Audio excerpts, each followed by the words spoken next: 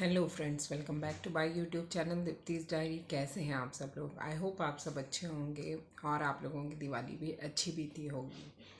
तो मैं जो हूँ वो 2-3 दिन से व्लॉग नहीं बना पाई और उसके पीछे एक बहुत ही बुरी घटना जो है हमारे घर में हो गई थी, जिसकी वजह से मैंने 3-4 दिन से व्लॉग नहीं बनाए हैं।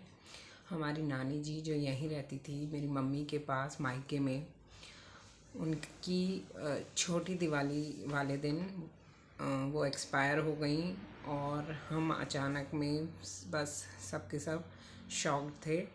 वो ऐसे बीमार नहीं थी, पर थोड़ा सा उनकी तबीयत 1-2 दिन से ख़राब थी और उसके बाद ज़्यादा टाइम हमें नहीं मिल पाया और ये सब हो गया।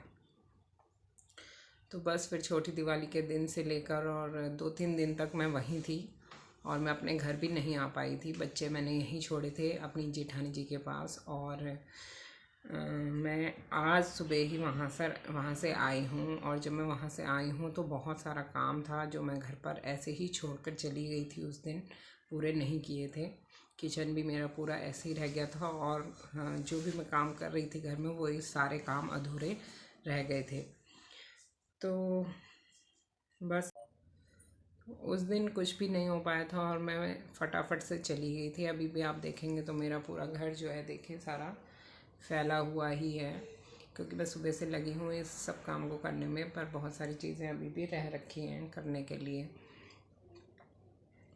तो देखिए, दुख तो बहुत ज़्यादा है क्योंकि हम अपनी नानी से बहुत ज़्यादा अटैच थे, बहुत जुड़े हुए थे और वो बहुत ही अच्छी लेडीज़ थी, बहुत शांत थी।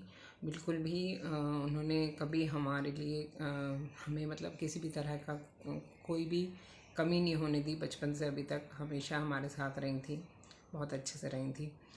तो बहुत दुख है मुझे इस बात का कि अब वो हमारे पास नहीं है, उनका आशीर्वाद हमारे सिर पर नहीं है। पर देखिए, लाइफ में जो होता है धीरे धीरे आपको आगे बढ़ना पड़ता है और चीज़ों को समेटना पड़ता है। तो बस मैं भी वही कोशिश कर रही हूँ करने की।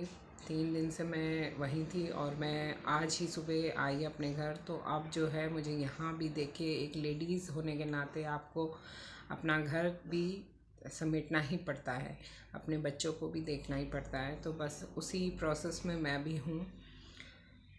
मेरे बच्चों के स्कूल 28 को खुल जाएंगे, हालांकि उसके बाद फिर 1-2 दिन शादी भी है हमारे घर में। मैंने आपको पहले बताया था, तो उसके लिए भी अभी सिर्फ 2 ही दिन बचे हैं और मेरी किसी भी तरह की कोई भी तैयारी पूरी नहीं हुई है अभी तक। तो देखते हैं कैसे होता है, क्या होता है। अब जैसे जैसे होता चला जाएगा करना तो पड़ेगा ही, क्योंकि रिस्पॉन्सिबिलिटीज़ को और आपकी लाइफ को आप रोक नहीं सकते हो, वो चलती ही रहती है और उसे आपको चलाना ही पड़ता है। और ख़ास तौर पे बच्चों के साथ, जब आपके बच्चे होते हैं तो आपको उनके लिए आगे बढ़ना पड़ता है, उनके हिसाब से चलना भी पड़ता है।